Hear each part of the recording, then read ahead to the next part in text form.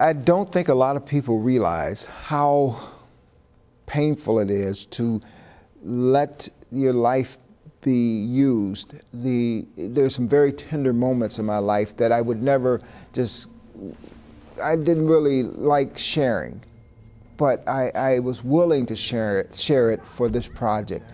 And it's very painful to me. I have a hard time watching the films. I have a hard time reliving my past, but I know why we're doing it, and that makes it bearable.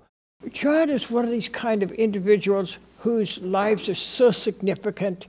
You know, there's no reason why he should be where he is today, or that he even should be alive. But the fact that he's done all these things, accomplished all these things, God has used him so graciously, that in itself is amazing. My impressions of Cecil, I'm a very good judge of people, and I'm not willing to trust people just with my inner me.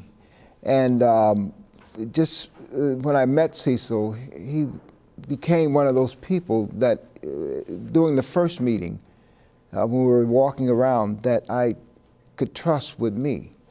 Because I'm a very fragile person, you know, even though I put up this gruff exterior, and he was able to just come right inside of my circle. One of the things that impressed me about John is just not the transformation. That's wonderful. But a lot of people, there's a transformation, and there's not much after that. And see, his conversion, his change in Jesus Christ was only the beginning. That's the most impressive part of it. He just goes on, he's giving his life for others. I had a very dysfunctional childhood, not totally different from John. Alcoholic, my father was an alcoholic, my father was an alcoholic. I was sexually assaulted several times when I was a kid. Came from a family of, a very violent family all the way through. And I think even though our lives are dissimilar in many ways, that dysfunctional craziness is part of a connection that we can form with each. Because I've been there, I can understand the pain of somebody else, and because he's been there, he can understand some of my pain.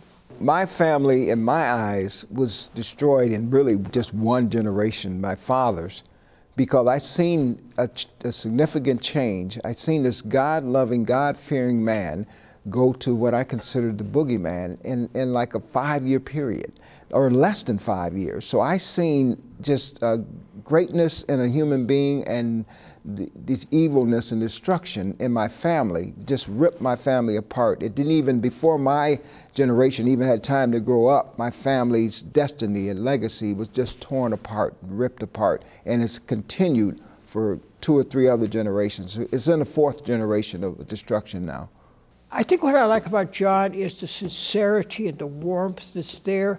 You know, I hear people talk all the time, but when he talks, there's something that goes with it that makes me believe him.